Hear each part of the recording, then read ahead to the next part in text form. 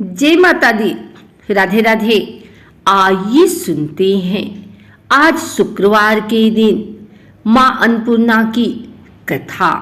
माता अन्नपूर्णा का 21 दिवसीय यह व्रत अत्यंत चमत्कारी फल देने वाला है। यह व्रत अगहन यानी कि मार्गशीर्ष मास में शुक्ल पक्ष की प्रतिपदा से शुरू कर 21 दिनों तक किया जाता है। इस व्रत में अगर व्रत न कर सके तो एक समय भोजन करके भी व्रत का पालन किया जा सकता है। इस व्रत में सुबह घी का दीपक जलाकर माता अन्नपूर्णा की कथा पढ़ें, सुनें और भोग लगाएं। अन्नपूर्णे सदा पूर्णे शंकर प्राण वल्लभे ज्ञान वैराग्य सिद्ध्यर्थम भिक्षाम देहि च पार्वती माता च पार्वती देवी पिता देवो महेश्वर बांधवा शिव भक्ता स्वदेशो भूनंत्रियम। एक समय की बात है, काशी निवासी धनंजय की पत्नी का नाम सुलक्षणा था।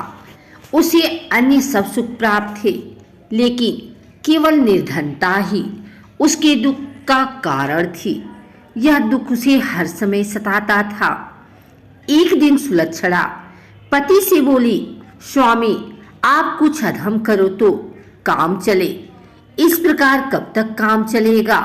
सुलक्षणा की बात धनंजय के मन में बैठी और वह उसी दिन विश्वनाथ शंकर जी को प्रसन्न करने के लिए बैठ गया और कहने लगा, हे देवाधिदेव विश्वेश्वर, मुझे पूजा पाठ कुछ आता नहीं है, केवल तुम्हारे भरोसे बैठा हूँ।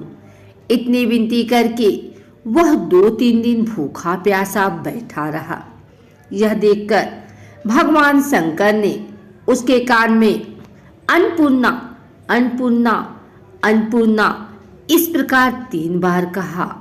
यह कौन क्या कह गया? इसी सोच में धनंजय पड़ गया कि मंदिर से आते ब्राह्मणों को देखकर पूछने लगा, पंडित जी अन्नपूर्णा कौन है? ब्राह्मणों ने कहा, तू अन्न छोड़ बैठा है, सो तुझे अन्न की ही बात सूझती है। जा घर जाकर अन्न ग्रहण कर। धनंजय घर गया, स्त्री से सारी बात कही। वह बोली, नाथ चिंता मत करो, स्वयं शंकर जी ने यह मंत्र दिया है, वे स्वयं ही खुलासा करेंगे। आप फिर जाकर उनकी आराधना करो। धनंजय फिर जैसा का तैसा पूजा में बैठ गया। रात्रि में शंकर जी ने आज्ञा दी, कहा तू पूर्व दिशा में चला जा। वह अन्नपूर्णा का नाम जपता जाता और रास्ते में फल खाता, झरनों का पानी पीता। इस प्रकार कितने ही दिनों तक चलता गया। वहां उसे चांदी सी चमकती वन की शोभा देखने में आई। सुंदर सरोवर देखने में उसके किनारे कितनी ही अप्सराएं झुंड बनाए बैठी थी। एक कथा कहती थी और सब माँ अन्नपूर्णा इस प्रकार बार बार कहती थी। यह अगहन मास की उजेली रात्रि थी और आज से ही व्रत का आरंभ था। जिस शब्द की खोज करने वह निकला था, वह उसे वहां सुनने को मिला। धनंजय ने उनके पास जाकर पूछा, हे देवियों, आप यह क्या कर रही हैं? उन सब ने कहा, हम सब माँ अन्नपूर्णा का व्रत कर रहे हैं। व्रत करने से की गई पूजा क्या होता है? यह किसी ने किया भी है? इसे कब किया जाए? कैसा व्रत है और कैसी विधि है? मुझसे भी कहो। वे कहने लगी, इस व्रत को सब कोई कर सकते हैं। 21 दिन के लिए 21 गांठ का सूत लेना चाहिए। 21 दिन यदि न बने तो 1 दिन उपवास करे। यह भी न बने तो केवल कथा सुनकर प्रसाद ले। निराहार रहकर कथा कहें। कथा सुनने वाला कोई न मिले तो पीपल के पत्तों को रख सुपारी या घृत कुमारी वृक्ष को सामने कर, दीपक को साक्षी कर, सूर्य, गाय, तुलसी या महादेव को बिना कथा सुनाए मुख में दाना न डालें। यदि भूल से कुछ पड़ जाए तो एक दिवस फिर उपवास करें। व्रत के दिन क्रोध न करें और झूठ न बोलें। धनंजय बोला, इस व्रत के करने से क्या होगा? वे कहने लगे, इसके करने से अंधों को नेत्र मिले, लूलों को हाथ मिले, निर्धन के घर धन आए, बाझन को संतान मिले, मूर्ख को विद्या आए। जो जिस कामना से व्रत करे माँ उसकी इच्छा पूरी करे। वह कहने लगा, बहनों, मेरी भी धन नहीं है, विद्या नहीं है, कुछ भी तो नहीं है। मैं तो दुखिया ब्राह्मण हूँ, मुझे इस व्रत का सूत दोगी? हाँ भाई, तेरा कल्याण हो, तुझे देंगे। ले, इस व्रत का मंगल सूत ले।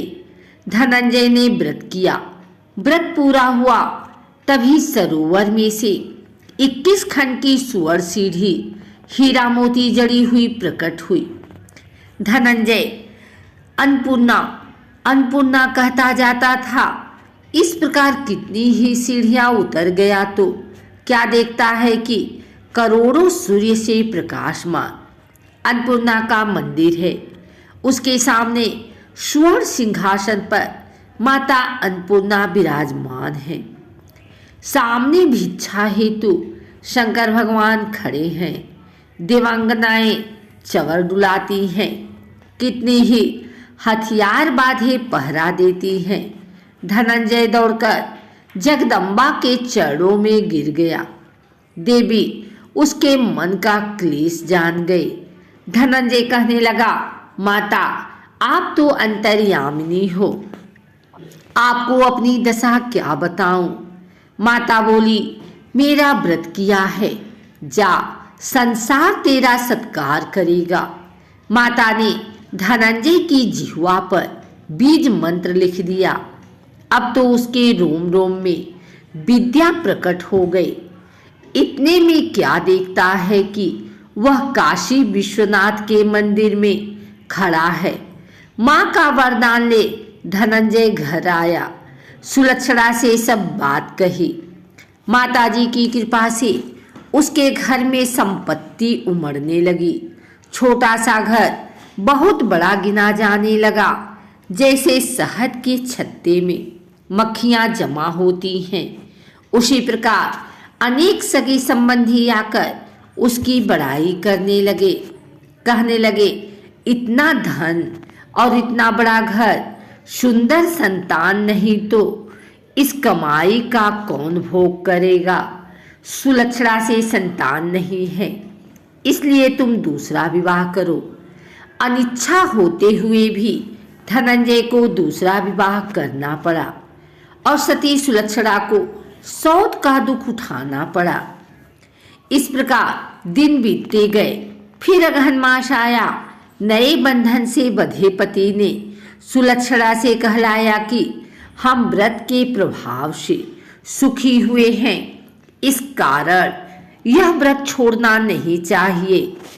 यह माताजी का प्रताप है जो हम इतने संपन्न और सुखी हैं। सुलक्षणा की बात सुन धनंजय उसके यहाँ आया और व्रत में बैठ गया। नई बहू को इस व्रत की खबर नहीं थी। वह धनंजय के आने की राह देख रही थी। दिन बीतते गए और व्रत पूर्ण होने में 3 दिवस बाकी थे। नई बहू को खबर पड़ी। उसके मन में ईर्ष्या की ज्वाला दहक रही थी। सुलक्षणा के घर आ पहुंची और उसने वहां भगदड़ मचा दी। वह धनंजय को अपने साथ ले गई। नए घर में धनंजय को थोड़ी देर के लिए निद्रा ने आ दबाया। इसी समय नई बहू ने उसका व्रत का सूत तोड़कर आग में फेंक दिया। अब तो माताजी का कोप जाग गया। घर में अकस्मात आग लग गई। सब कुछ जलकर खाक हो गया। सुलक्षणा जान गई कि पति को फिर अपने घर ले आई। नई बहू रूठकर पिता के घर जा बैठी। परमेश्वर मानने वाली सुलक्षणा बोली, नाथ घबराना नहीं, माता जी की कृपा अलौकिक है। पुत्र कुपुत्र हो जाता है पर माता कुमाता नहीं होती। अब आप श्रद्धा और भक्ति से आराधना शुरू करो, वे जरूर हमारा कल्याण करेंगे। धनंजय फिर माता के पीछे पड़ गया। फिर वही सरोवर सीढ़ी प्रकट हुई, उसमें माँ अन्नपूर्णा कहकर वह उतर गया। वहां माता जी के चरणों में रुदन करने लगा। माता प्रसन्न हो बोली, यह मेरी स्वर्ण की मूर्ति ले, उसकी पूजा करना, तू फिर सुखी हो जाएगा। जा, तुझे मेरा आशीर्वाद है। तेरी स्त्री सुलक्षणा ने श्रद्धा से मेरा व्रत किया है, उसे मैंने पुत्र दिया है। धनंजय ने आंखें खोली तो खुद को काशी विश्वनाथ के मंदिर में खड़ा पाया। वहां से फिर उसी प्रकार घर आया। इधर सुलक्षणा के दिन चढ़े और महीने पूरे होते ही पुत्र का जन्म हुआ। गांव में आश्चर्य की लहर दौड़ गई। मानता आने लगा। इस प्रकार उसी गांव के निसंतान सेठ के पुत्र होने पर उसने माता अन्नपूर्णा का मंदिर बनवा दिया। उसमें माताजी धूमधाम से पधारी, यज्ञ किया और धनंजय को मंदिर के आचार्य का पद दे दिया। जीविका के लिए मंदिर की दक्षिणा और रहने के लिए बड़ा सुंदर सा भवन दिया। धनंजय स्त्री पुत्र सहित वहां रहने लगा। माता जी के चढ़ावे में भरपूर आमदनी होने लगी। उधर नई बहू के पिता के घर डाका पड़ा, सब लुट गया। वे भीख मांगकर पेट भरने लगे। सुलक्षणा ने यह सुना तो उन्हें बुला भेजा, अलग घर में रख लिया और उनके अन्न वस्त्र का प्रबंध कर दिया। धनंजय, सुलक्षणा और उसका पुत्र माता जी की कृपा से आनंद से रहने लगे। माता जी ने जैसे इनके भंडार भरे वैसे सबके भंडार भरे।